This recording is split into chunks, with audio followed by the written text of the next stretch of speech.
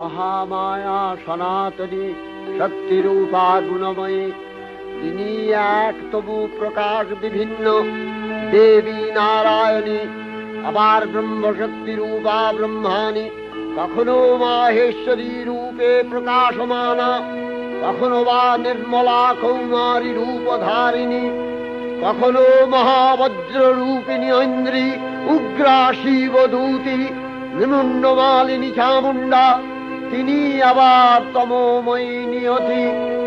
এই সর্বপ্রকাশমানা মহাশক্তি পরমা প্রকৃতির আবির্ভাব হবে সপ্তলোক তাই আনন্দমগ্ন।